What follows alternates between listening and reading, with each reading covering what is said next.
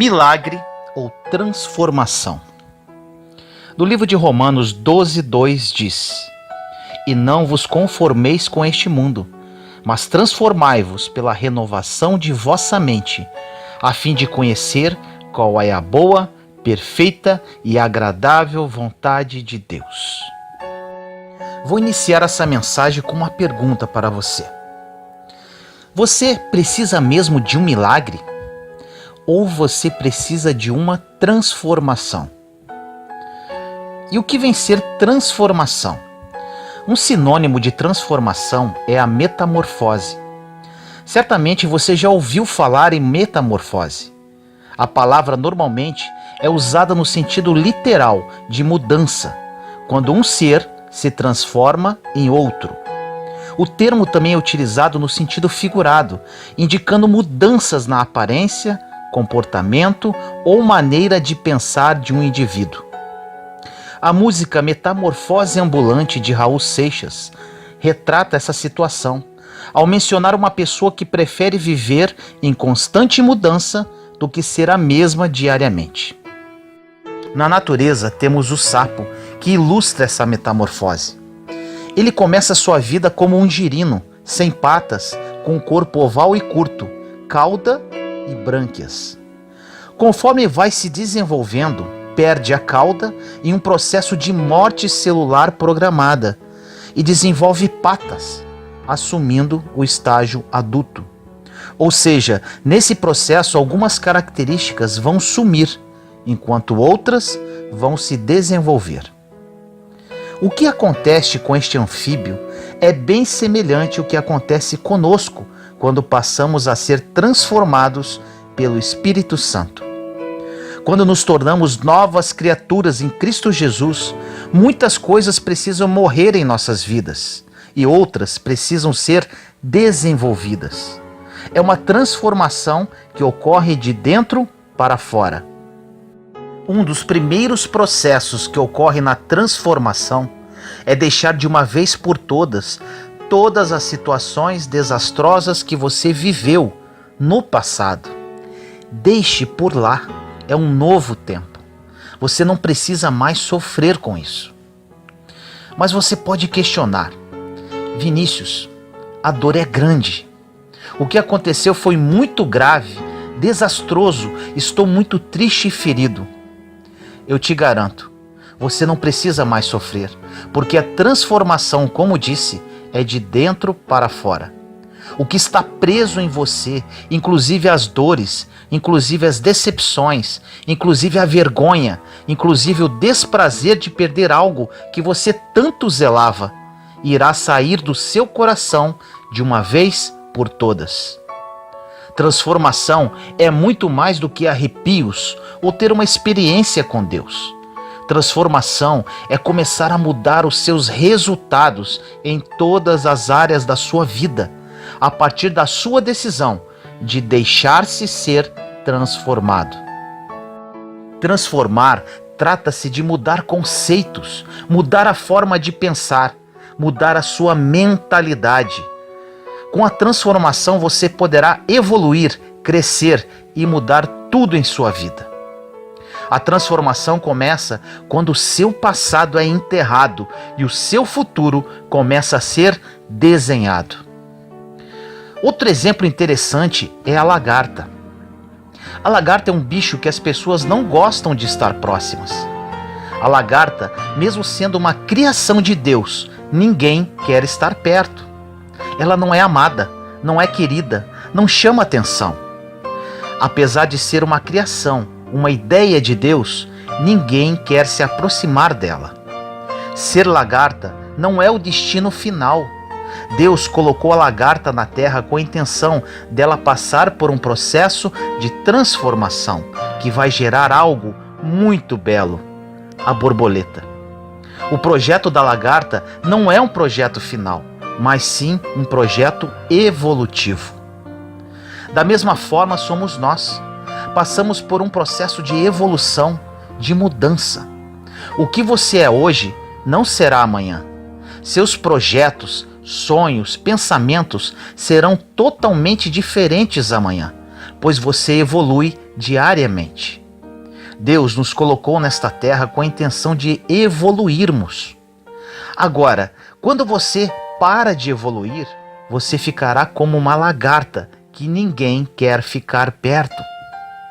Quando você não passa pelo processo de transformação, você vira um bicho, ainda que criado por Deus, que ninguém quer ficar perto. Você também é uma criatura de Deus.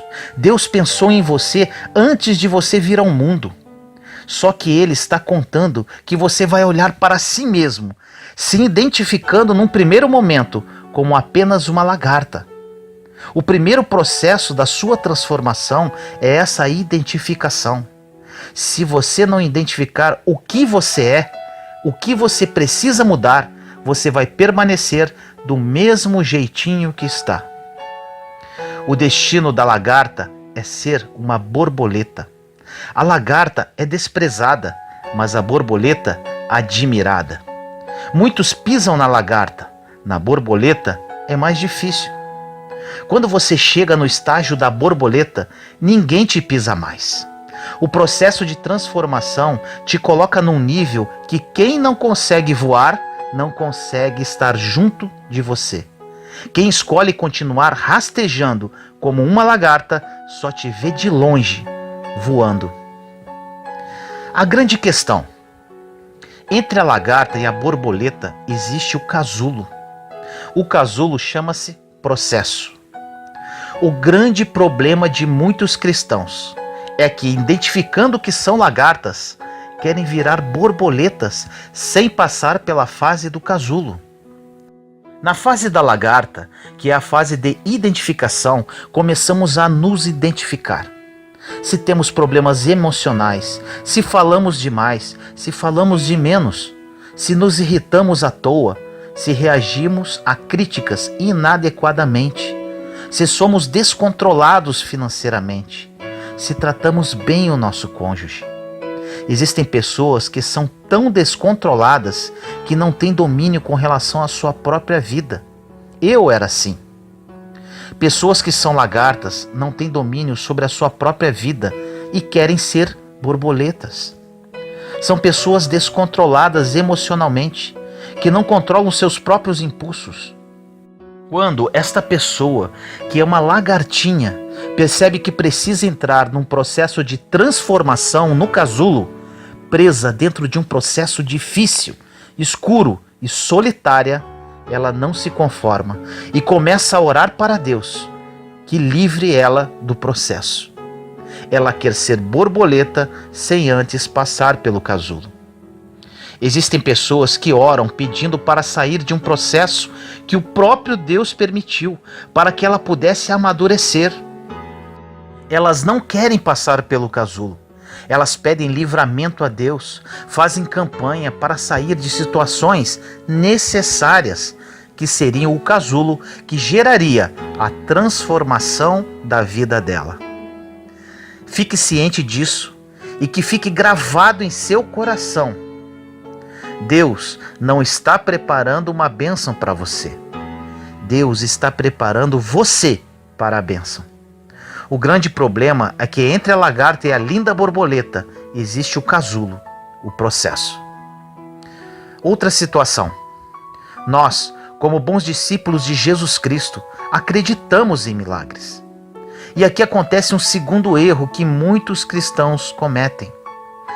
Além de não querer passar pelo processo, pelo casulo, eles creem que Deus fará um milagre em suas vidas. E com isso ficam esperando por muito tempo que aconteça algo que não receberão. Quantos milagres supliquei a Deus e não aconteceram, porque eu desconhecia isto tudo.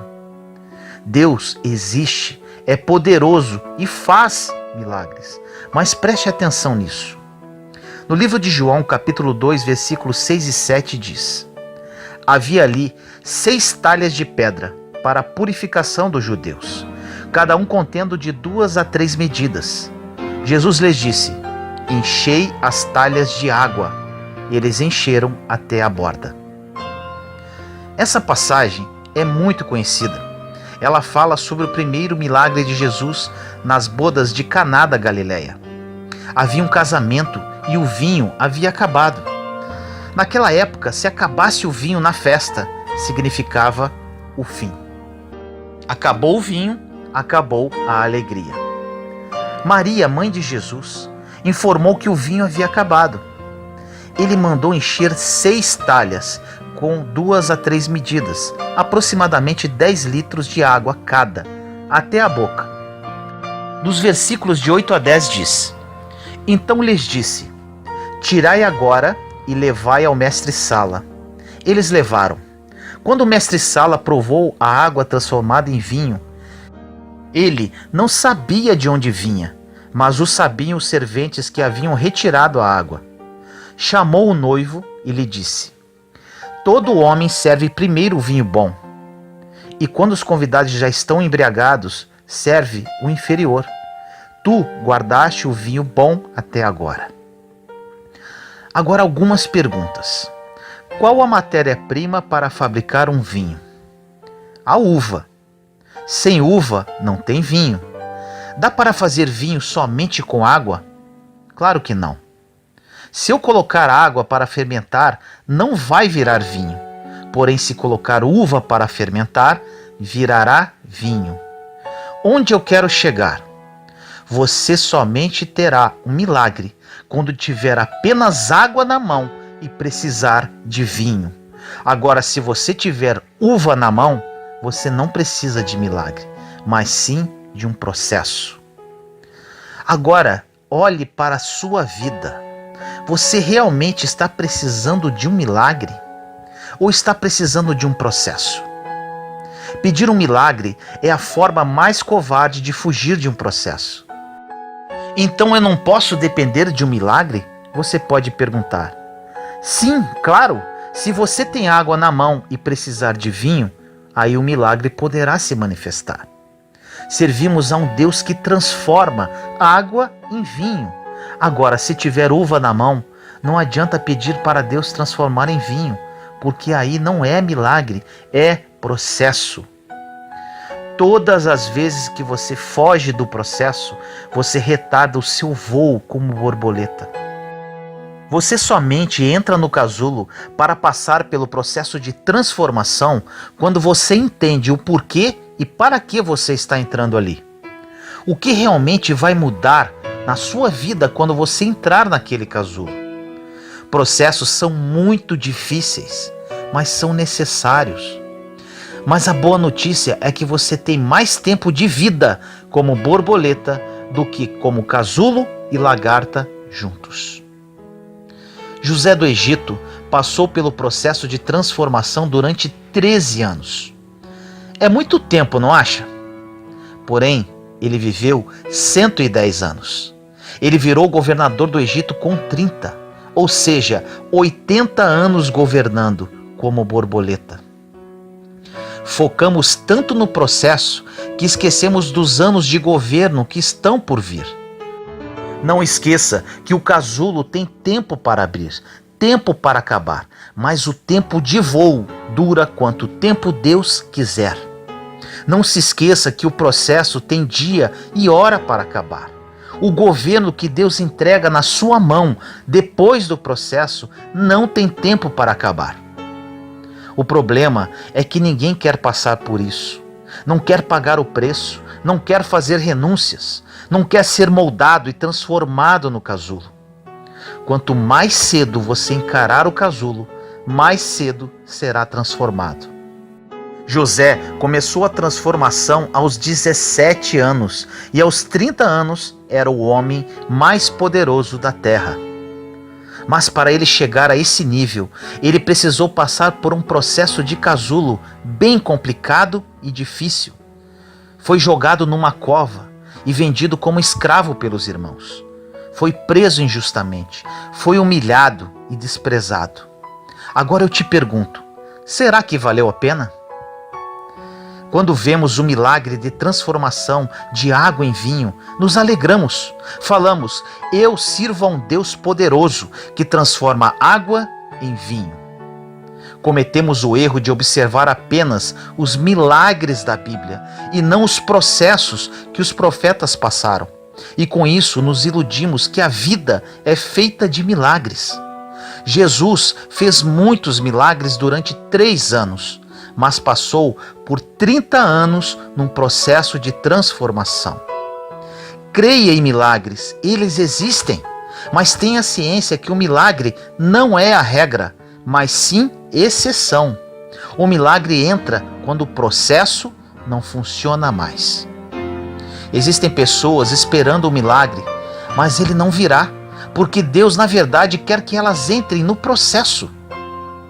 Na minha vida foi assim.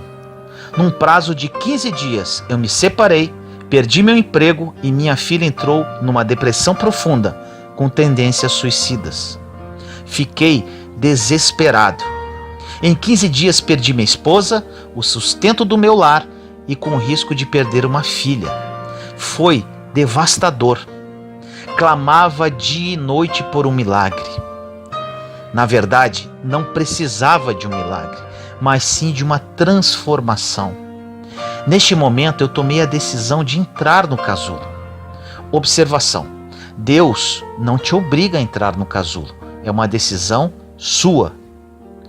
O casulo é incômodo, apertado, escuro, solitário.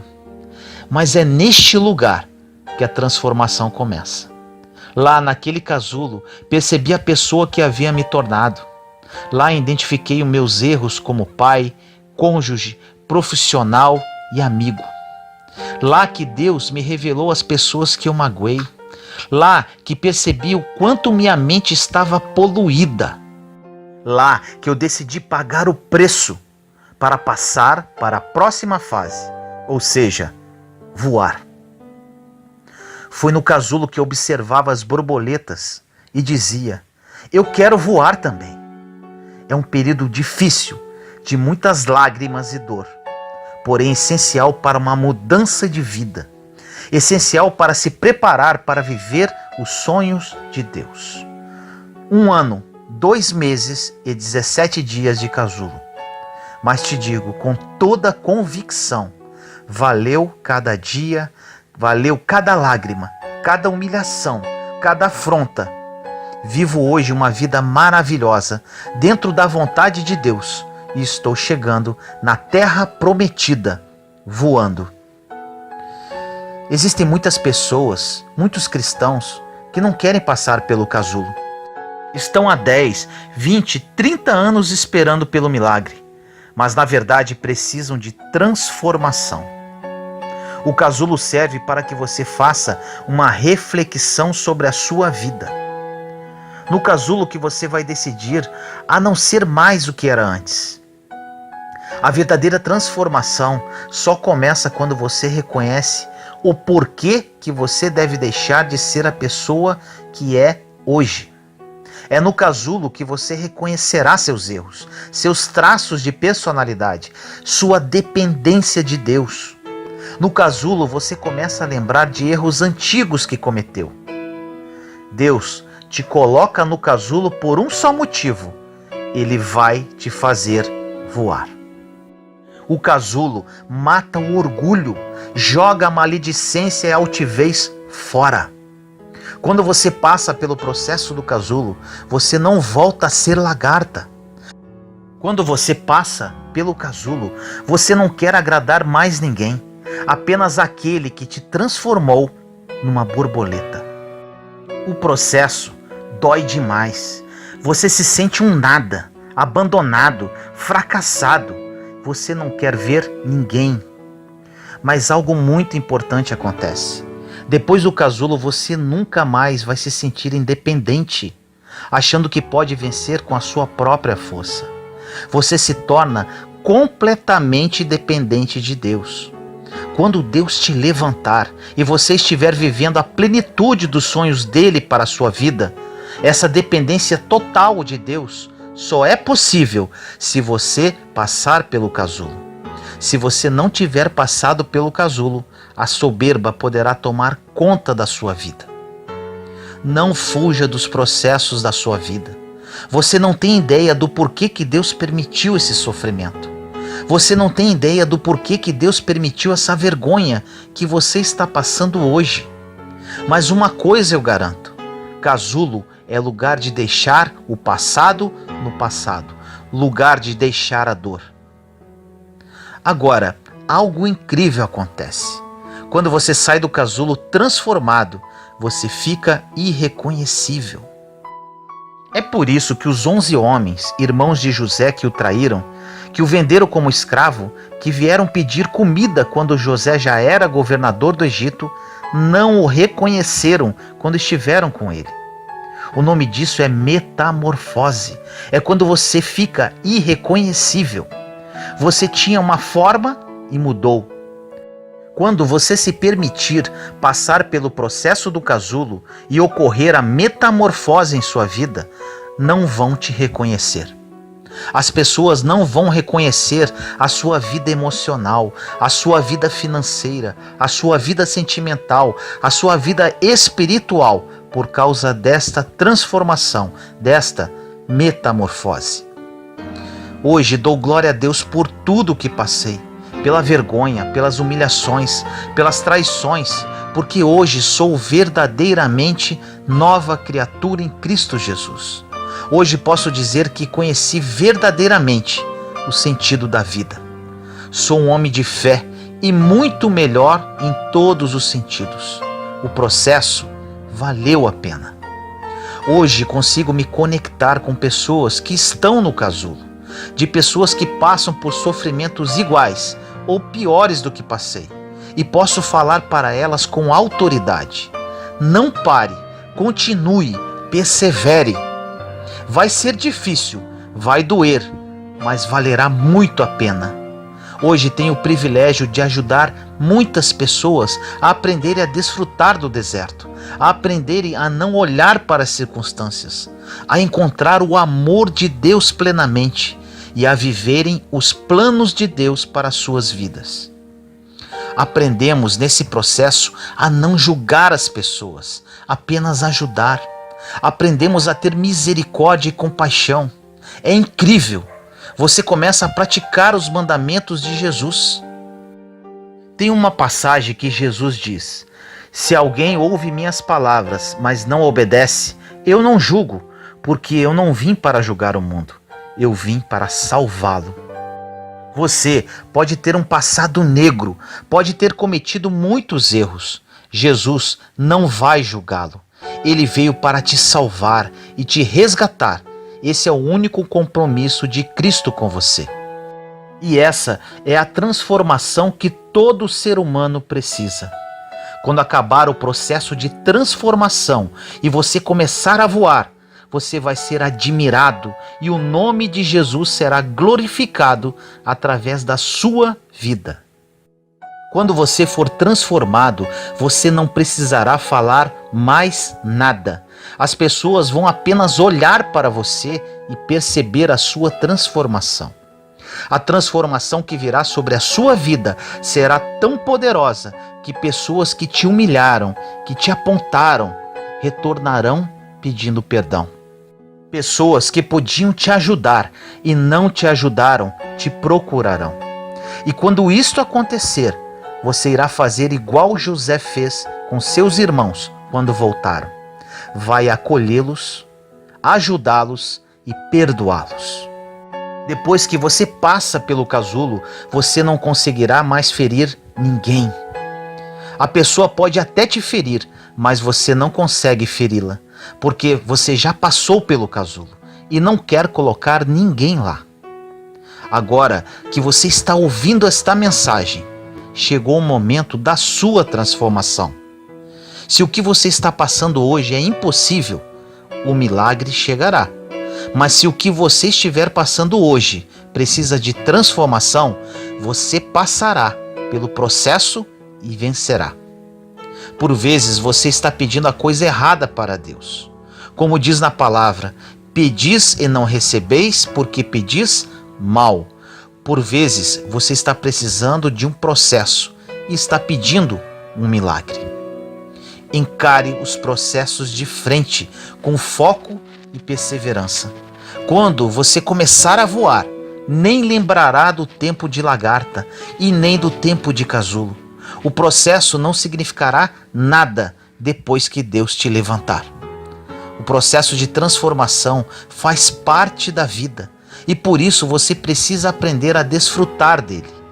Aproveite, aprenda e voe. Deus te levará para lugares tão altos que você jamais ousou chegar. Vou orar para você. Senhor querido, oro neste dia para todas as pessoas que ouvirem esta mensagem. Meu Pai, são muitas almas destruídas pelo passado, vivendo circunstâncias terríveis e totalmente desiludidas com a vida. Falo isso, Senhor, pois passei por este deserto. Que elas entendam, Senhor, que para uma verdadeira mudança de vida, precisamos passar pelo processo da transformação. Muitas, como eu já fiz, clamam pelo milagre, sem entender que não é de milagre que precisam, mas sim deste processo de transformação de vida, de renovação de mente, de reconhecimento dos seus erros e de total dependência de Ti. Que elas sintam Sua presença neste momento, sendo revelado a cada uma que o processo de casulo, apesar de ser dolorido e solitário, é libertador, é transformador e as levará para viverem o seu plano, que é bom, perfeito e agradável. Assim eu oro, meu Senhor, em nome do nosso Senhor Jesus Cristo. Amém. Intimidade com Deus. As chaves para a verdadeira mudança de vida. No livro de Salmos 27:5 diz: Pois no dia da adversidade ele me guardará, protegido em sua habitação. No seu tabernáculo me esconderá e me colocará em segurança sobre um rochedo. Hoje falaremos sobre um dos pontos mais importantes para uma vida cristã vitoriosa: a intimidade com Deus. O relacionamento mais próximo que todos nós temos, podendo você acreditar ou não, é com Deus. E te afirmo, quanto mais profundo esse relacionamento, maior a intimidade. E quanto mais intimidade, mais o inimigo de nossas almas tem medo de nós. Existem algumas chaves para criar essa intimidade com Deus, que falaremos no transcorrer desta mensagem, que transformarão a sua vida para sempre.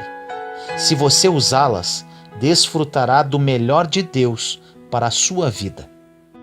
O desejo de Deus é criar um relacionamento próximo, amoroso, poderoso, forte e íntimo com cada um de nós. Deus quer ser verdadeiramente nosso melhor amigo, nosso confidente e nosso apoio. O cristianismo não se resume apenas em uma ida semanal à igreja durante 1 a 2 horas somente. Existem muitas pessoas que vão apenas à igreja para buscar uma bênção e não para criar uma comunhão com outras pessoas, para serem instruídas na palavra e para adorar a Deus. O primeiro mandamento diz em Marcos, capítulo 12, versículo 30. Ame o Senhor, o seu Deus, de todo o seu coração, de toda a sua alma, de todo o seu entendimento e de todas as suas forças. Agora, como vamos amar alguém se não o conhecemos? Se você quiser verdadeiramente ter uma mudança radical em sua vida, viver uma vida em abundância em todas as áreas, viver a vida que Jesus morreu para que tivéssemos, viver sonhos que jamais ousou sonhar, primeiramente, você precisa criar intimidade com Deus. E quando criar essa intimidade, você irá se apaixonar verdadeiramente pelo Senhor e cumprirá na íntegra o primeiro mandamento. Você realmente amará a Deus com todo o seu coração, de toda a sua alma, de todo o seu entendimento e de todas as suas forças. A primeira chave para criar uma intimidade com Deus é a verdade. Vamos dar um exemplo de um casal em início de namoro. Esse casal começou um relacionamento e, neste início, eles irão conversar muito um com o outro. Nessas conversas, eles falarão sobre o seu passado, sobre os seus gostos, sobre os seus objetivos, sobre os seus sonhos, sobre as suas manias, etc. Com Deus, precisamos fazer o mesmo. Porém, existe uma grande diferença. Deus já nos conhece profundamente, até mais que nós mesmos. É aí que está algo maravilhoso. Deus deseja um relacionamento conosco, porém Ele não nos obriga a buscar esse relacionamento. Temos a liberdade de escolher.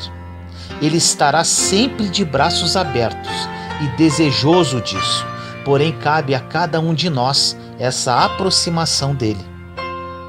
Precisamos abrir nosso coração para Ele, expondo a verdade sobre nós mesmos, apresentar nossas fraquezas, abrir todas as áreas de nossa vida, sem esconder absolutamente nada. Até porque, se escondermos, Ele saberá. O Senhor deseja que falemos com Ele. Para que Deus entre em todas as áreas de sua vida, você precisa permitir isso, para que Ele efetivamente esteja em primeiro lugar na sua vida. A segunda chave para criar uma intimidade efetiva com Deus é o tempo. Como você criará intimidade com alguém se não dedicar tempo para isso? Como criamos intimidade com as pessoas? Através do tempo. E aqui vem algo muito importante. Se Deus está em primeiro lugar em nossa vida, devemos dedicar a maior parte do nosso tempo a Ele. E como fazer isso? Através da oração, da leitura e meditação da sua palavra. Aí você pode me perguntar, então para eu criar intimidade com Deus, vou ter que ler a palavra e orar o dia inteiro? Eu vou te dizer como eu faço. Costumo dizer que pela oração falamos com Deus e através da palavra Ele fala conosco. Durante a manhã, na primeira hora quando acordo, nas primícias do dia, faço o meu devocional. Aí você pode dizer, mas para mim não dá, tenho que trabalhar, estudar. Te dou um conselho, acorde mais cedo. Eu leio um capítulo por dia do livro que estou meditando. Depois de ler, faço minha oração, consagrando o meu dia ao Senhor. Durante o dia, fico meditando em meu coração a passagem lida e estudada durante a manhã. Quando vou na rua ou estou dentro do carro, quando vou à academia, para o trabalho, seja aonde for, sempre estou meditando em meu coração o que li na palavra. Agora, se você não lê a palavra, em que você vai meditar? Mantenho contato com o Senhor durante todo o meu dia. À noite faço minha oração e medito novamente na palavra. Quanto mais buscar a Deus, mais sede da presença dele você terá. É incrível, quanto mais sede, mais insaciável você fica. Assim, dia após dia, de fé em fé, você estará trilhando pelo caminho perfeito que o Senhor tem para a sua vida. Para uma real mudança, Deus sempre deverá ocupar o primeiro lugar em sua vida. Não da boca para fora, mas no seu dia a dia, em tudo que você fizer. Se você dá mais atenção para o seu cônjuge do que para Deus, ele não está em primeiro lugar na sua vida. Se você dá mais atenção aos seus filhos, ao seu trabalho ou aos seus amigos do que para Deus, ele não está em primeiro lugar na sua vida. E te afirmo, se você não colocá-lo em primeiro lugar em sua vida, verdadeiramente, você nunca realizará nada direito. Será frustração atrás de frustração. Eu sou prova viva disso. Na verdade, existe um vazio dentro de todas as pessoas que nada nem ninguém poderá preencher, somente Deus. Tudo o que vem dele é bom e para o bem. Agora você pode perguntar: como posso saber se Deus verdadeiramente ocupa o primeiro lugar em minha vida? Analise-se agora. Se você é uma pessoa infeliz em algum aspecto, Deus ainda não ocupa o primeiro lugar em sua vida. Porque quem se torna nova criatura em Cristo Jesus possui uma alegria que é inexplicável ao entendimento humano. Um servo verdadeiro de Cristo, apesar dos seus problemas e tribulações, independente de qualquer circunstância, está em paz e alegre, pois sabe que tudo está no controle do Pai. Precisamos ter seriedade e responsabilidade em nosso relacionamento com Deus. Quando perseveramos nessa caminhada, começamos a caminhar de acordo com a vontade dele e sendo conduzidos pelo Espírito Santo. Existe um poder e autoridade à nossa disposição que somente poderá se manifestar através do tempo de relacionamento e intimidade com Deus. O maior exemplo de intimidade com o Pai foi Jesus Cristo. Se você ler e meditar na palavra, poderá observar que Jesus não tinha problema nenhum com o inimigo. Onde ele chegava, o inimigo saía. Você pode dizer: mas ele era Deus Filho. Jesus foi humano em tudo, menos no pecado. Na verdade, ele tinha poder e autoridade sobre o inimigo. Nós temos o mesmo poder e autoridade no nome de Jesus. Temos a mente de Cristo, porém precisamos assumir essa autoridade. Jesus passava muito tempo com o Pai em comunhão, em oração e relacionando-se com Ele. Para conhecer Deus e amá-lo em espírito e verdade, precisamos conhecê-lo, e para isso não existe uma receita mágica. Isso somente será efetivo com muita oração, leitura, meditação e estudo das Escrituras. A palavra de Deus precisa estar enraizada em seu coração.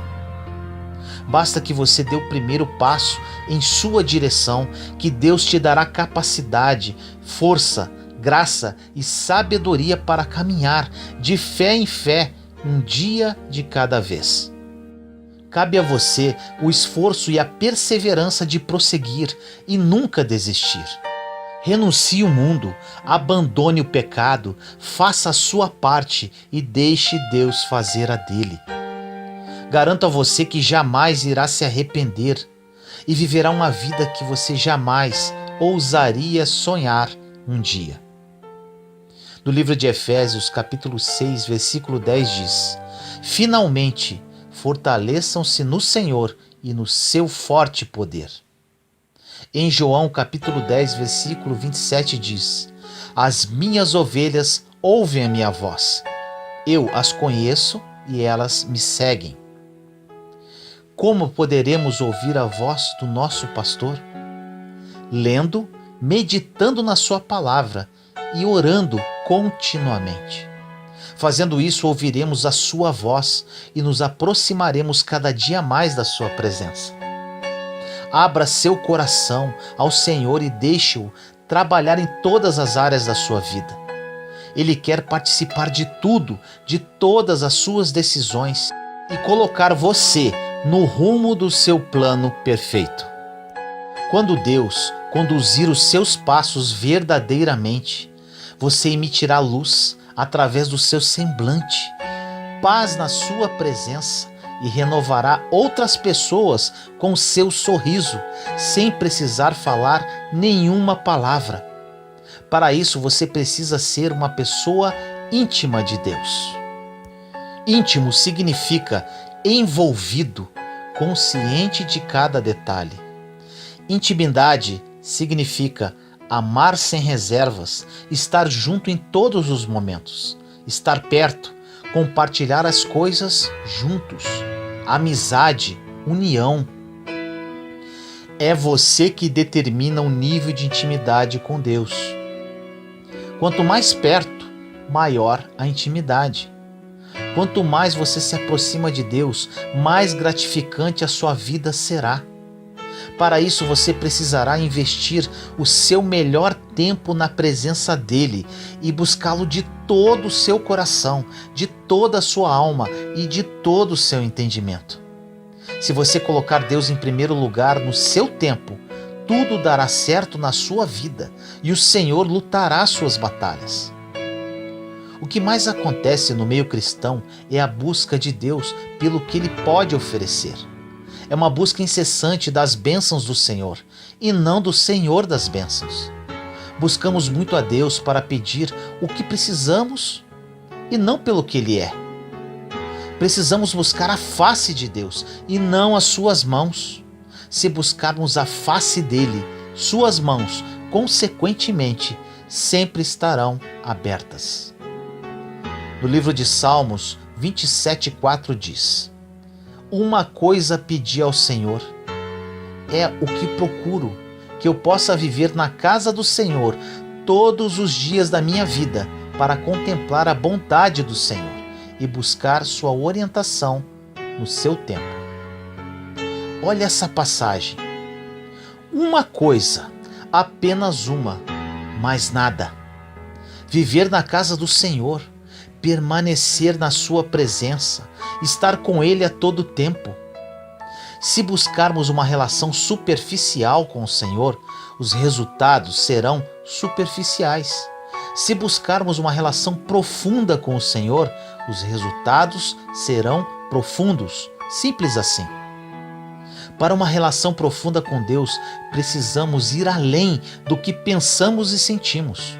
O salmista diz que a única coisa que ele precisa é habitar na casa do Senhor e contemplar sua bondade.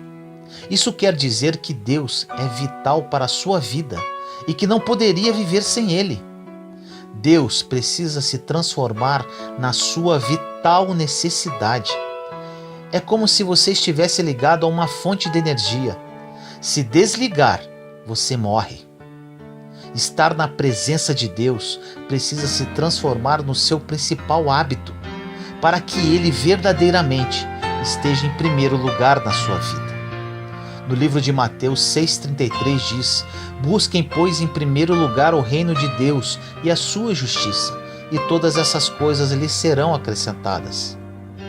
Por muitas vezes, ao invés de buscarmos o reino em primeiro lugar, buscamos os benefícios do reino.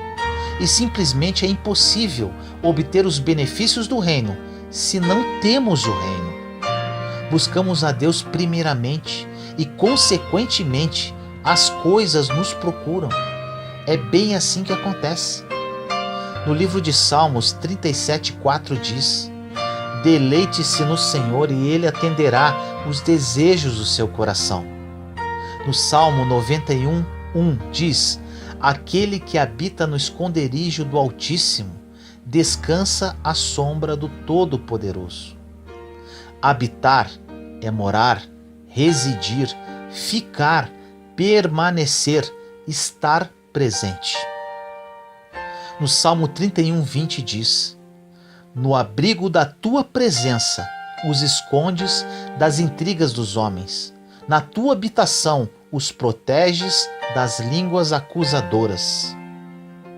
Essas são algumas dentre diversas passagens que nos mostram o quanto é maravilhoso viver em comunhão e intimidade com Deus.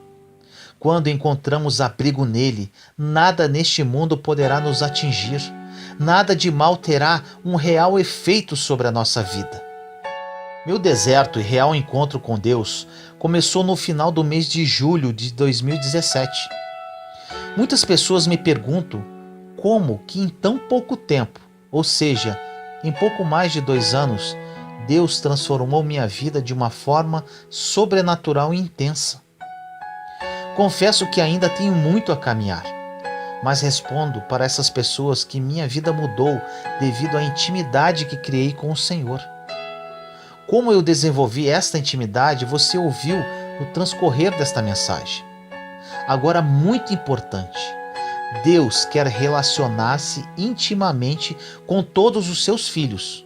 Porém, quem escolhe o grau de intimidade somos nós, através da nossa busca, da nossa entrega, das nossas renúncias.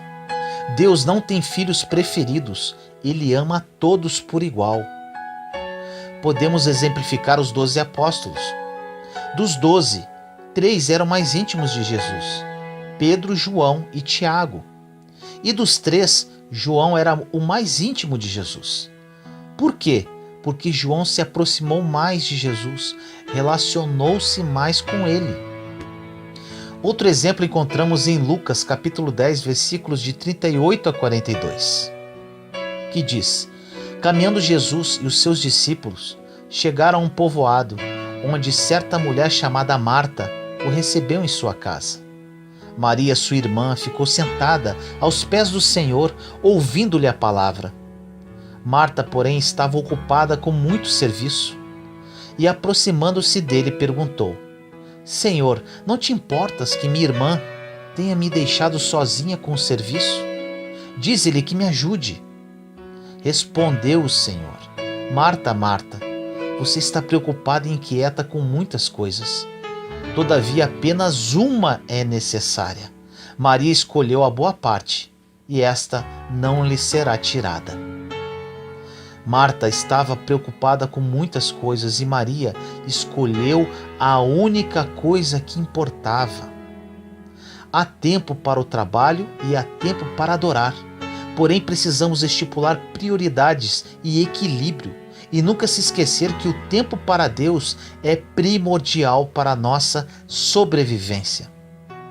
Quanto mais perto você chegar de Deus, mais intimidade criará e mais gratificante será a sua vida.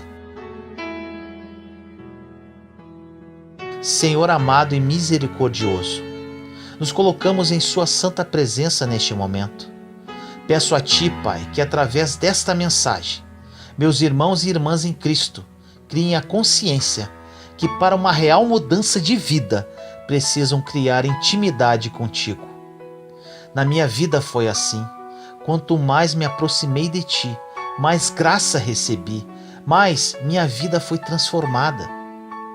Que eles usem as chaves para um real relacionamento contigo, a verdade e o tempo. Que hoje seja um divisor de águas na vida de cada um deles e a Sua vontade prevaleça. Toque corações, Senhor, transforme vidas. Que a vida de cada um deles nunca mais seja a mesma e que Seu nome seja glorificado. Assim nós oramos, em nome do nosso Senhor Jesus Cristo. Amém. A sua fé pode mover o sobrenatural. Escolha viver pela fé, não por vista.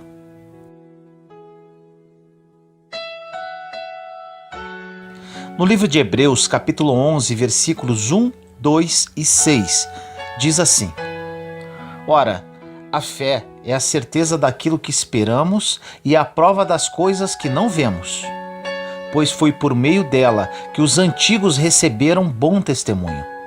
Sem fé é impossível agradar a Deus, pois quem dele se aproxima precisa crer que ele existe e que recompensa aqueles que o buscam. Meu irmão e minha irmã, Jesus nunca disse que seria fácil, mas ele fez uma promessa para nós. Pode ser leve, porque eu já troquei de fardo com você. Eu já troquei de lugar com você na cruz. Aquilo que eu merecia por parte do meu Pai, eu entreguei a você. Se cada um de nós perdêssemos tudo, mas não a fé, não perderíamos nada. A fé é a chave que move o sobrenatural. A fé é aquilo que faz com que alguém, que não tem nada aos olhos dos homens, viva como alguém que já recebeu tudo aos olhos de Deus. Se você se agarrar na fé que Deus te deu, nada mais vai ser impossível na sua vida. Preste muito atenção no que vai ouvir nesta mensagem. A palavra que vai ouvir no dia de hoje poderá mudar tudo na sua vida. Uma palavra libera o destino. Uma palavra ressuscita mortos. Jesus falará ao seu coração. Um dos maiores milagres do Evangelho não é quando Jesus ressuscita mortos, é quando ele ressuscita vivos. Vou fazer uma pergunta para você. Você sabe a razão pela qual as pessoas não conseguem o que querem? Te respondo. É porque, na verdade, elas não sabem o que realmente querem. E quando sabem, não possuem a fé suficiente para manifestá-las. A fé não é a constatação do que está acontecendo, é a declaração do que vai acontecer. Um exemplo: se o seu ambiente de trabalho estiver péssimo, comece a declarar que ele será transformado, porque na verdade não tem a ver com aquilo que te cerca, mas sim como você vê aquilo que te cerca. O que acontece muitas das vezes é que você já está em um lugar que um dia você sonhou que traria para você plenitude. E agora você está ansioso para um novo futuro. Daí, quando esse futuro chegar, você estará ansioso com o próximo futuro. Infelizmente, estamos sempre adiando a felicidade, quando Jesus diz para nós que a felicidade não está em nossas conquistas, mas sim na presença dele. Não tem a ver com as estações que você vai chegar, tem a ver com aquilo que você está vivendo agora. O seu posicionamento hoje define aonde você pode chegar. O limite de ter uma vida em plenitude está ligado à sua fé. Existem milagres que você está esperando que aconteça, mas você não deu os primeiros passos de fé para que eles se realizem. Existem momentos que nós clamamos para que Deus mande a chuva, mas nós nem preparamos a terra ainda. Deus nos diz que, se Ele mandar a chuva do jeito que se encontram os nossos campos, Ele vai destruir a nossa plantação e isso não vai nos abençoar. É preciso estar pronto. Prepare-se para receber aquilo que Deus quer derramar e posicione-se na direção do milagre. Você sabe o porquê que a fé convida-nos a tratar as coisas que não são como se já fossem? Porque alguém que não é rei ainda, mas já se porta como tal, está preparado para subir no trono? Temos o exemplo de Davi. Ele era improvável, desconhecido. Até para os seus pais e irmãos ele era invisível. Mas a partir de um dia, aos olhos de Deus, Davi já estava no trono. Aos olhos dos homens, eles viam Saul no trono, mas aos olhos de Deus, o trono estava vazio, porque o rei que era seu por direito ainda não havia se assentado lá. Por isso, não se mova por aquilo que o homem vê. Por vezes, você olha para uma situação e enxerga o impossível, mas aos olhos de Deus, essa situação já foi vencida. Pare de reclamar daquilo que você não se moveu para viver. Pare de reclamar do resultado de escolhas que você ainda não fez. Para você viver aquilo que deseja, você precisa abrir mão da vida que você leva. Em 2 Crônicas 7,14 diz: se meu povo, sobre o qual foi invocado o meu nome, se humilhar, se procurar minha face para orar, se renunciar ao seu mau procedimento, escutarei do alto dos céus e sanarei sua terra. Se você der os seus passos de fé, os céus vão reagir àquilo que você está se movendo. Os céus estão prontos para reagir sobre a sua casa, mas a sua casa precisa dar os primeiros passos. O evangelho não tem a ver com conforto, tem a ver com propósito.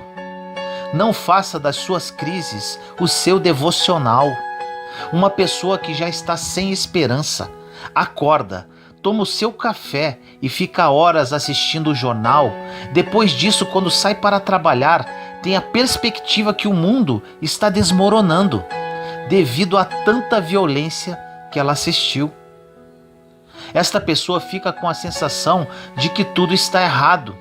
E isso parte da influência do que acabou de ver nos meios de comunicação.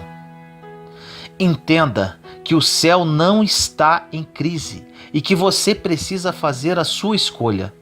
Ou as realidades do céu entram na sua casa, ou os seus olhos vão ditar para onde você pode ir. No livro de Josué, capítulo 1, versículo 9 diz: isto é uma ordem, sê firme e corajoso. Não te atemorizes, não tenhas medo, porque o Senhor está contigo em qualquer parte para onde fores. Isso é um princípio. A segurança que você tem não está nos lugares para onde você vai, mas quem vai com você até lá. A ansiedade é o mal do século. Ela é o resultado natural de centralizarmos as nossas esperanças em qualquer coisa menor que Deus. Se a sua expectativa está no seu trabalho, na promessa de homens, a ansiedade vai governar a sua história. Agora, se a sua expectativa está em Deus, você precisa ter consciência de que Deus é o suficiente para tocar em qualquer esfera da sua vida e mudar a sua história. Então, quando você confia em Deus, pode todas as coisas. Você descansará debaixo da certeza. Se nós sabemos que Ele pode todas as coisas, por que acreditamos que Ele só vai tocar em algumas delas? Deus pode liberar curas contra a enfermidade, pode mudar histórias financeiras, mudar cenários. Confie, se posicione. Quando você pauta o seu futuro naquilo que os olhos veem, você estará dando para a sua carne o lugar de governo para a sua história. Você sabe por que isso? Porque a partir daí, os seus olhos vão definir até onde você poderá chegar. Você tem que entender: ou são os seus olhos que dirão a você quais são os seus limites, ou Deus que te criou, quando nada ao teu redor existia, fará isso. Faça a sua escolha. Os seus olhos veem impossibilidades e a sua fé diz: vai dar tudo certo. Foi eu que te prometi e eu vou prover cada promessa. Em 2 Coríntios 5,7 diz: andamos na fé e não na visão. Olha que interessante isso. Você conhece algum casal que está junto há muito tempo, mas não existe mais confiança entre um e outro? Com certeza você responderá sim, pois nos dias de hoje isso é muito comum. Vamos fazer um parâmetro com nossa vida espiritual. Existem muitos, mas muitos cristãos que caminham perto dele há muito tempo, mas não confiam que ele pode fazer aquilo que a palavra dele diz. Você sabe qual o princípio que Deus está estabelecendo com isso? Que estar perto não significa confiar. Você já parou para se perguntar o porquê que mesmo as igrejas crescendo cada dia mais em números de fiéis, os milagres que rompem o sobrenatural não aumentam na mesma proporção? É porque estar perto não significa confiar. Talvez você esteja há anos na igreja e não confia que uma palavra ou uma oração pode mudar a sua história. Se fosse diferente, levaríamos mais a sério nossos momentos no secreto com Deus, um sermão sendo ministrado ou uma mensagem sendo ouvida. Essa mensagem, por exemplo, poderá ter dois efeitos na sua vida. Ou ela não representará nada, ou sua vida poderá ser transformada.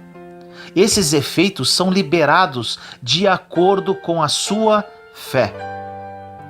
No livro de Deuteronômio, capítulo 31, versículo 6 diz: coragem e sede fortes, nada vos atemorize, e não o temais, porque é o Senhor vosso Deus que marcha à vossa frente. Ele não vos deixará, nem vos abandonará. No episódio da tempestade, Jesus apresenta-se para os discípulos. Porém, ele só acalma a tempestade depois que ele entra no barco. Primeiro ele diz: sou eu. Ou seja, primeiro Jesus acalma a tempestade dentro deles, dos discípulos. Depois ele entra no barco e a tempestade cessa. Observe o princípio que ele está estabelecendo. A sua confiança não tem que estar no mar que se acalma, mas na presença de Deus que se manifesta. Você precisa confiar que o fato de Deus estar com você já é a segurança que você precisa. Em João, capítulo 15, versículo 7 diz: Se permanecerdes em mim e as minhas palavras permanecerem em vós, pedireis tudo o que quiserdes e vos será feito. Em 2 Timóteo 1,7 diz: Pois Deus não nos deu um espírito de covardia, mas de fortaleza, de amor e de equilíbrio. O significado de equilíbrio basicamente é posição estável, sem oscilações ou desvios. Equilíbrio não é ausência de intensidade, é ausência de inconstância. Deus nos fala que o que vai mudar a nossa história não é só a intensidade do que fazemos, mas é como vamos até o final. Nossa geração tem um problema de inconstância e não de intensidade, porque na primeira crise abrimos mão da fé. Ou seja, no momento onde você mais precisa se firmar, acaba fugindo. Equilíbrio não é você ir mais devagar, é você ser constante. Fique firme, não importa aquilo que está cercando você, importa aquilo que você carrega. Não tem a ver com as circunstâncias, tem a ver com as promessas que Deus liberou sobre você. No livro de Efésios, capítulo 6, versículos de 11 a 13 diz: Revesti-vos da armadura de Deus, para que possais resistir às ciladas do demônio. Pois não é contra homens de carne e sangue que temos de lutar, mas contra os principados e potestades, contra os príncipes desse mundo tenebroso, contra as forças espirituais do mal nos ares. Tomai, portanto, a armadura de Deus, para que possais resistir nos dias maus e manter-vos inabaláveis no cumprimento do vosso dever. Olha isso. Depois que fizer tudo, permaneça firme. Em 1 Coríntios 16:13 diz: Vigiai, sede firmes na fé, sede homens, sede fortes. Para vivermos uma vida constante, viver no sobrenatural e acima de todas as adversidades, isto tem a ver também com as nossas escolhas. Uma vez perguntaram para um esportista famoso: É verdade que você corre todos os dias 4 horas da manhã? E ele disse: Não, às 4 eu já estou correndo. E falaram para ele que não precisava, pois ele já era campeão mundial. Ele disse: É justamente por conta disso que eu sou campeão mundial. Porque enquanto os meus adversários estão dormindo, eu estou treinando. E se eu souber que algum adversário meu está indo treinar às 4 horas da manhã, eu começo a treinar às 2. E se eu souber que alguém está treinando às 2 horas da manhã, eu não vou mais dormir para poder treinar. Sabe por quê? Porque vencer não é uma responsabilidade deles, é uma responsabilidade minha.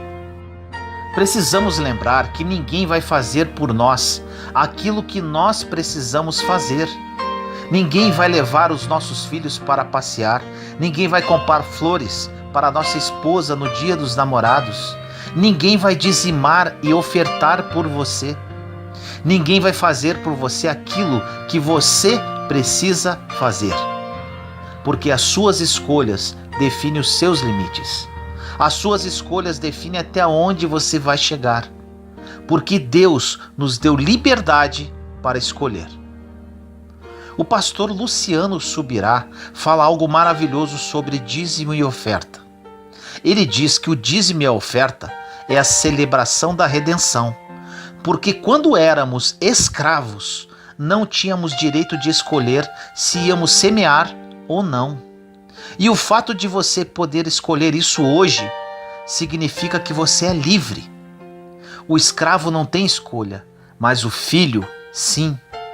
Você pode escolher lançar-se na vontade de Deus ou não, Ser passivo diante das promessas de Deus ou não? Esse livre direito de escolha, para muitos de nós, tem sido justamente onde estamos perdendo. Lembra-se do filho pródigo? Ele chega para o pai e diz que deseja a parte da herança e o pai o entrega. Ou seja, ele dá para o filho provisão e liberação. Às vezes, nós achamos que estamos fazendo o certo porque estamos crescendo e temos liberdade para escolher. Só que o fato de Deus nos dar liberdade de escolhas não significa que Ele aprova todas elas. O maior fracasso que um homem pode ter é ter sucesso aonde Deus não aprova. Às vezes, nós estamos cansados por buscar sucesso onde Deus não enxerga sucesso para nós. A história de Paulo, por exemplo, para a nossa geração, seria um dos maiores exemplos de fracasso que a Bíblia retrata, pois Paulo não foi milionário e morreu sozinho. Se analisarmos os critérios que usamos para o sucesso, pode ser completamente diferente daquilo que é certo para Deus. E talvez você esteja se cansando, tentando alcançar algo que já recebeu e nem percebeu. O que importa para Deus não é o castelo que construímos, mas é onde buscamos refúgio quando ninguém nos vê. Não tem a ver com aquilo que nós construímos para chegar até Ele. O Evangelho tem a ver com aquilo que Ele abriu mão para chegar até nós. Aquilo que você constrói para Deus não determina quem você é. Ele te ama por quem você é e não por aquilo que você faz. Sem perceber, vamos tentando moldar Deus e acreditamos que Ele só pode fazer segundo aquilo que Ele fez em nós. Mas entenda isso: antes de você existir, Ele já era Deus e continua sendo. Não tente diminuir Deus segundo as suas experiências pessoais. Não é porque Deus não fez ainda algo que você desejava que Ele não pode fazer. A grande questão é que no Evangelho, Deus só pode tocar nas áreas que você expuser e reconhecer. Jesus veio para os doentes. Ele não vai tocar naqueles que acham que não precisam dele. Evangelho não é para quem acha que precisa, é para quem sabe que precisa. Precisamos nos comprometer com o nosso destino profético, mais do que nos comprometemos com as nossas desculpas. No livro de João, capítulo 15, versículo 16 diz: Não fostes vós que me escolhestes, mas eu vos escolhi e vos constituí para que vades e produzais fruto, e o vosso fruto permaneça. Eu assim vos constituí, a fim de que tudo quanto pedirdes ao Pai em meu nome, Ele vos conceda. Precisamos nos expor ao poder, igual nos expomos para as pessoas que não nos ajudam em nada. Exponha-se, deixe-se ser trabalhado pelo Senhor, tenha a postura de um verdadeiro filho ou filha de Deus. Jesus morreu para que vivêssemos uma vida plena em todas as áreas de nossa vida. Mas para que isto aconteça, Ele te diz agora, neste momento, que seja feito conforme a tua fé.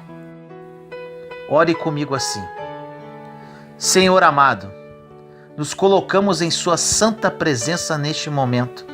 Eu, meus irmãos e irmãs em Cristo Jesus. Pai, que esta mensagem fale aos corações, mude vidas, restaure famílias. Muitos dos seus filhos e filhas que oram neste momento estão vivendo cativos ao seu passado e às suas circunstâncias. Não conseguem se libertar, Pai. Ajude-os em nome de Jesus.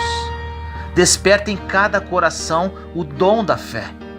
Que eles tenham consciência que a verdadeira mudança de vida depende da liberação da fé. O seu plano está desenhado para cada um, mas muitos de nós ainda não está caminhando dentro da sua vontade. Que esta mensagem desperte esse encorajamento e comprometimento para vivermos pela fé e não mais por vista. Assim nós oramos, em nome do nosso Senhor Jesus Cristo. Amém.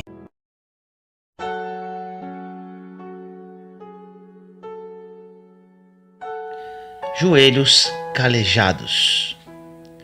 Nesta mensagem nós vamos falar sobre uma grande arma espiritual que temos à nossa disposição, porém por muitas vezes não sabemos usá-la devidamente: a oração.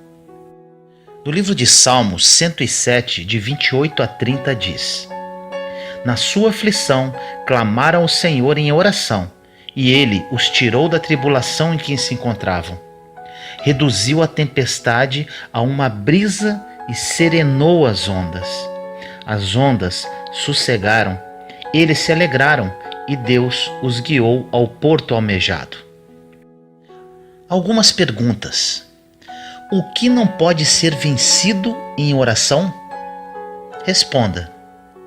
O que não pode ser feito pela mão do Todo-Poderoso? Responda. O que pode ser feito pelos braços fracos? Responda. Nosso Deus pode derrubar a cortina de ferro em um dia. Ele pode converter uma nação em uma hora. Todo o oceano cabe na palma de sua mão. Ele é o Eu Sou. Então, clame por Ele, creia nele. O maior exemplo de um homem de oração foi o nosso Senhor e Salvador. Jesus foi um homem de oração. Você vai entender a importância da oração na vida de Jesus, o que nos faz concluir que, se a oração era tão importante para o Filho encarnado do Deus vivo, então quanto mais importante deve ser a oração para nós? O quanto mais devemos depender da oração? Jesus viveu uma vida de oração. Essa é a primeira coisa que você tem que entender hoje e priorizar em sua vida.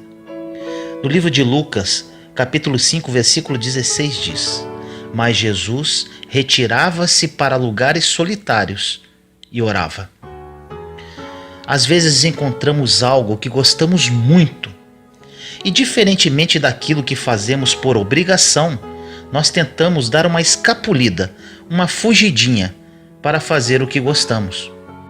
Provavelmente um homem queira faltar ao seu trabalho dando uma escapulida para assistir um jogo de futebol. É possível que um homem venha trabalhar mais cedo para que possa dar uma escapulida para pescar, por exemplo. Talvez uma mulher queira dar uma escapulida para ir ao shopping ou ao salão de beleza. Eles, na verdade, dão uma escapulida para fazer as coisas que eles mais gostam. Não é um crime que Jesus Cristo e a obra do reino pareçam tanto como um trabalho que tentamos dar uma escapulida dele? Tentamos escapulir para algum lugar para descansar, porém podemos afirmar que o único lugar que encontraremos descanso é no coração de Jesus Cristo. Um questionamento. Quando podemos avaliar se Deus é prioridade em nossa vida? Responda você. Quando você dá uma escapulida em direção a Ele. Quando você diz, tem tantas coisas para eu fazer, tanto trabalho que eu não quero fazer. Eu só queria dar uma escapulida em direção a Ele por um momento, porque Ele é aquele a quem eu escapo. Ele é o lugar onde eu descanso.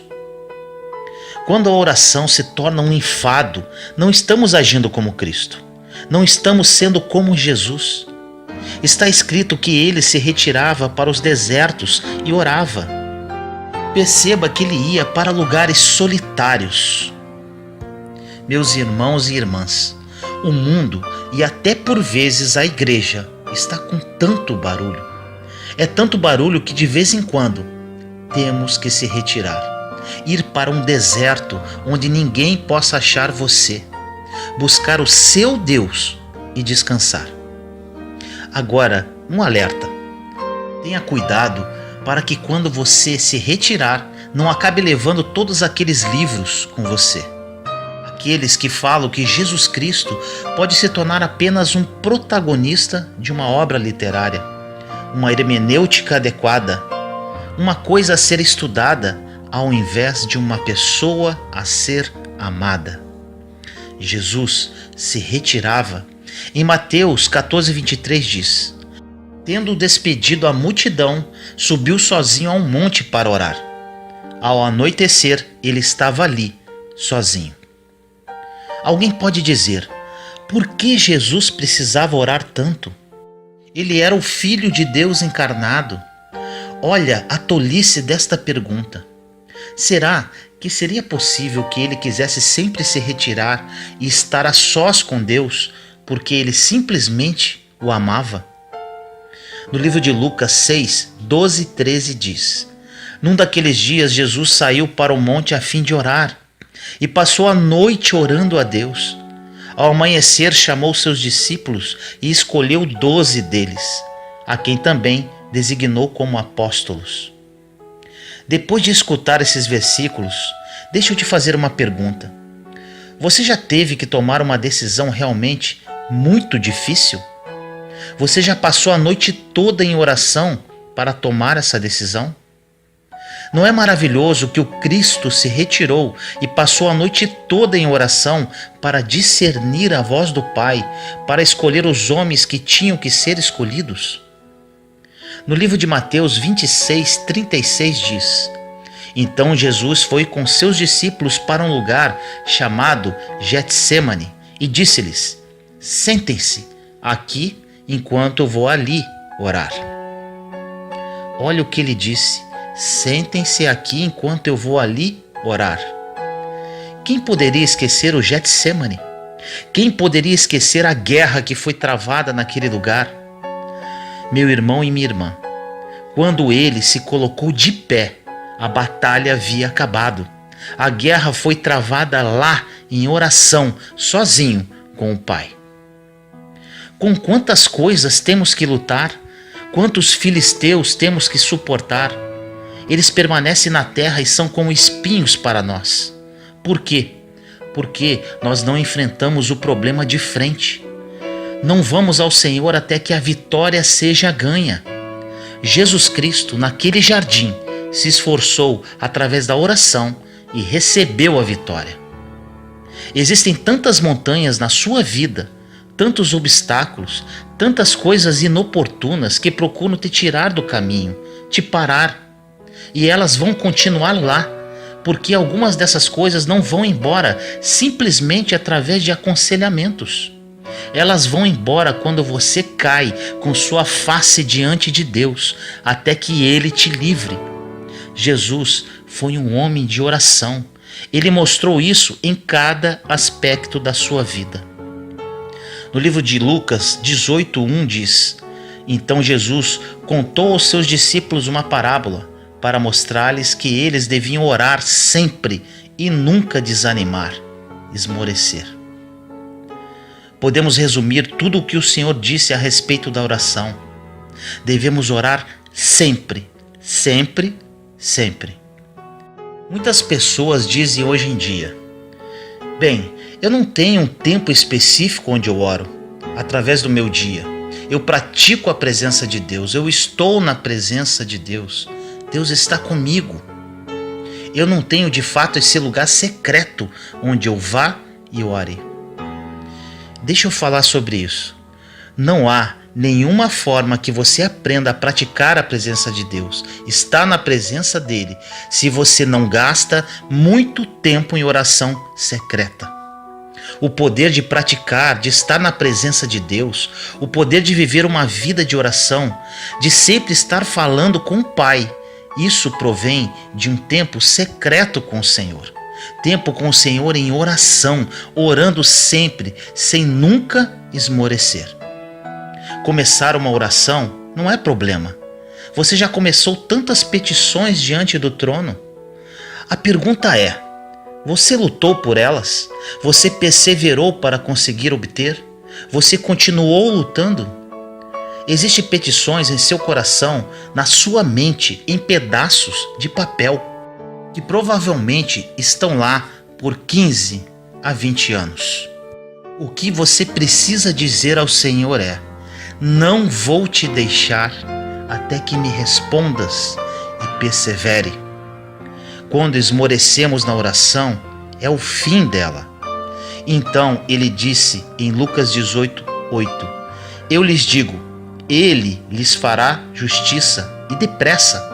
Contudo, quando o Filho do Homem vier, encontrará fé na terra? Essa passagem é muito triste. Jesus os deu uma parábola para demonstrar o porquê que eles devem orar sempre e não esmorecer. É quase como se Cristo estivesse dizendo: ouçam, meu Pai é fiel, minha palavra é verdadeira.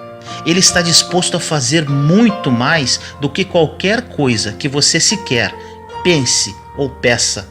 Estou dizendo a vocês: peçam que vocês vão receber, bata e a porta abrirá, busquem que vocês acharão.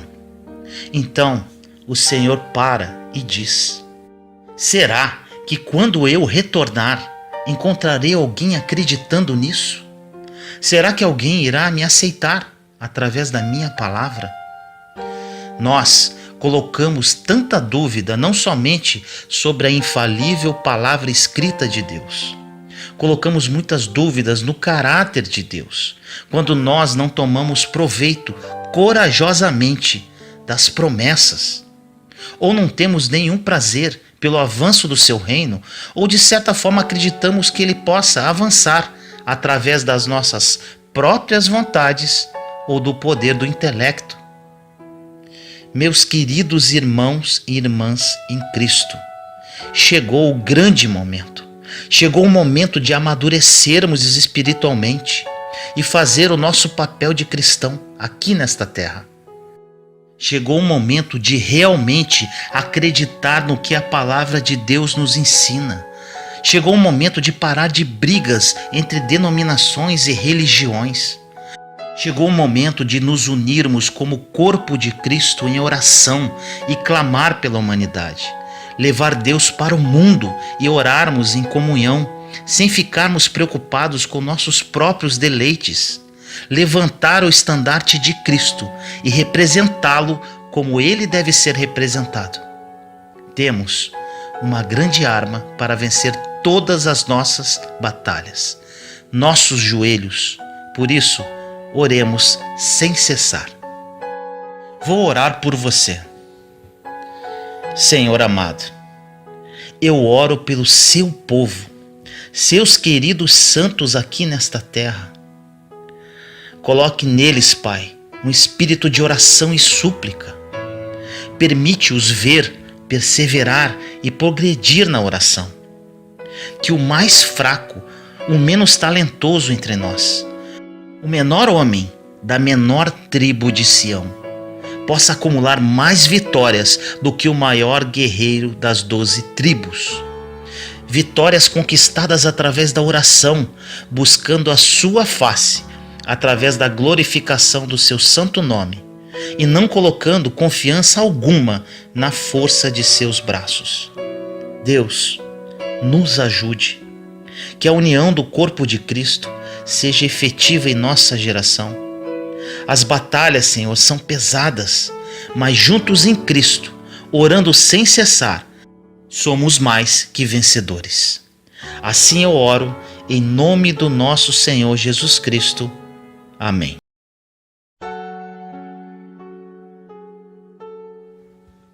Deus tem um propósito para você. No livro de Isaías, capítulo 26, versículo 3 diz: Tu, Senhor, conservarás em perfeita paz aquele cujo propósito é firme, porque ele confia em ti. Propósito significa intenção, projeto, desígnio, aquilo que se busca alcançar, objetivo, finalidade, intuito, aquilo a quem alguém se propôs ou porque se decidiu, uma decisão, determinação, uma resolução. Você já ouviu falar aquela frase, Deus tem um propósito para a sua vida? Provavelmente já. Porém, pode ser que você não tenha entendido ou acreditado na verdade que há nessa frase. E deve ter pensado, ele tem para todo mundo. Você vai compreender por que Deus tem um propósito especial para a sua vida e por que Ele deseja que você realize seus sonhos para o cumprimento desse propósito. Vamos lá. Vou fazer uma simples pergunta a você. Você é filho de Deus? Deus, por meio da sua palavra, permite-nos entender que são filhos de Deus aqueles que o reconhecem como Pai, ou seja, aqueles que reconhecem que Jesus Cristo é o Filho unigênito, que veio ao mundo como homem, morreu, ressuscitou o terceiro dia, subiu aos céus e está à destra do Pai. No livro de João, capítulo 1, versículo 12 diz: Mas a todos que o receberam, deu o poder de se tornarem filhos de Deus, aos que creem em seu nome. Veja que são os filhos de Deus todos aqueles que receberam Jesus e creem no seu nome. A partir do momento que você entende que é filho de Deus, se crer em Jesus Cristo, você compreende que Deus é seu Pai. Isso é óbvio. Pergunte ao seu pai ou à sua mãe se antes de você nascer, eles fizeram planos maravilhosos e sonharam com sua vida. Creio que eles fizeram, pois os pais sonham com o futuro dos filhos, desejando que tenham uma vida brilhante e façam a diferença em sua geração. Sabe por que os pais sonham? Porque Deus colocou a capacidade de sonhar e imaginar nos homens. E Deus, sendo seu Pai, também sonhou e construiu um propósito para a sua vida muito antes de você nascer. Porém, a diferença entre Deus e seus pais é que Ele é onisciente e onipresente, ou seja, conhece tudo de todas as pessoas em todos os lugares ao mesmo tempo. Já seus pais terrenos não possuem essa capacidade. É necessário que você entenda que Deus, por ser onisciente, não erra, não se engana e não se arrepende. Ele criou um propósito maravilhoso para a sua vida e por meio desse propósito você alcançará a tão procurada felicidade. Lembre-se, Deus como Pai deseja nos dar o melhor, por seu amor e sua bondade que duram para sempre.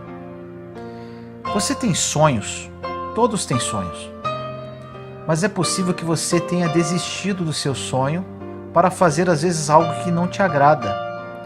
Porém, digo a você que Deus tem um propósito único, que tem tudo a ver com o seu sonho. Sabe aqueles pensamentos que sempre vêm à sua mente, que mostram a você o porquê da sua existência?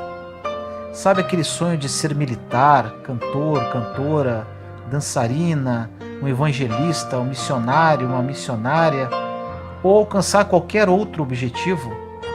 Esse sonho faz parte do propósito de Deus para a sua vida. E Ele quer que você busque alcançar esse sonho, obedecendo a Ele e crendo que Ele proverá todas as coisas para você alcançá-lo. Sabe quando você está no seu trabalho ou em outro lugar e pensa, eu deveria estar naquele lugar agora, fazendo aquilo que eu sei e fui feito para fazer? Deus colocou esse sonho em você. E na maioria das vezes você pensa que não é capaz de realizá-lo. Mas saiba de imediato que Deus provê todos os recursos para que você o realize. Ele só quer que você creia e dependa totalmente dele. Deus tem o melhor para você. Veja o que ele disse em Jeremias, capítulo 29, versículos 11 e 12. Porque eu sei os pensamentos que penso de vós, diz o Senhor, pensamentos de paz e não de mal, para vos dar o fim que esperais. Então me invocareis e ireis, e orareis a mim, e eu vos ouvirei. E buscar-me-eis e me achareis, quando me buscardes de todo o vosso coração. Deus, sendo Pai, tem pensamentos de vida e prosperidade para você, e é necessário apenas que você o busque, orando e lendo a sua palavra para conhecê-lo. Capacitá-lo para realizar seu sonho e cumprir o seu propósito já está nos planos de Deus. Olhe como foi o chamado de Jeremias. Do livro de Jeremias, capítulo 1, de 4 a 10.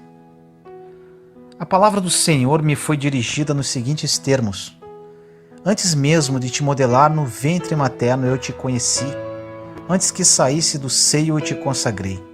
Te constituo profeta para as nações. Mas eu disse: Ah, Senhor, eis que eu não sei falar, porque sou ainda criança. Mas o Senhor me disse: Não digas, eu sou ainda uma criança. Porque a quem eu te enviar, irás, e o que eu te ordenar, falarás. Não temas diante deles, porque eu estou contigo para te salvar. Oráculo do Senhor. Então o Senhor estendeu a mão e tocou-me a boca, e o Senhor me disse: Eis que põe as minhas palavras em sua boca. Vê, eu te constituo hoje sobre as nações e sobre os reinos, para arrancar e para destruir, para exterminar e para demolir, para construir e para plantar. Antes de Jeremias se formar no ventre da mãe, Deus já o conhecia. E antes que nascesse, Deus já tinha determinado o propósito para a vida dele: ser profeta. Porém, Jeremias sentia-se incapaz e respondeu ao Senhor que não sabia falar e que ainda era uma criança, um menino. Da mesma forma nós agimos. Não somos capazes de realizar nada de forma perfeita, pelas nossas próprias qualidades e por nossas próprias forças. Mas preste muita atenção no que Deus fez com Jeremias na sequência da passagem. Deus capacita Jeremias tocando na boca dele e dizendo: Eis que ponho as minhas palavras na tua boca. E além disso, coloca-o sobre as nações e sobre os reinos, dando-lhe uma posição de destaque.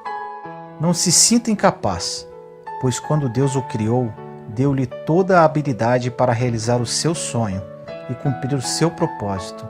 Lembre-se, tudo quanto Deus requer, Ele provê. Tudo quanto exige, Ele habilita a fazer.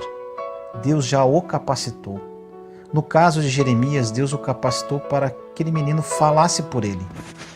Você precisa entender que Deus nunca vai lhe chamar para fazer algo para o qual já não lhe deu a habilidade para fazê-lo, ou que não vai lhe dar a habilidade quando o tempo chegar. Porque Deus tem um propósito único e especial para mim? Você acha que não é especial, porém é necessário que você entenda algo que talvez já deve conhecer. Você é único. Você não é igual a nada e nem a ninguém que já existiu. Existe ou existirá em toda a história. Olhe para os seus dedos e entenda que as suas impressões digitais são únicas, pois Deus preocupou-se em desenhá-las detalhadamente para lhe fazer único e diferente de tudo e de todos. Vá para a frente de um espelho agora, admire-se e diga a você mesmo: Eu sou original. Mas fale isso com vibração, com energia, quantas vezes for necessário para que entenda. Deus não fez você para se perder na multidão, mas Ele o fez para você fazer a diferença.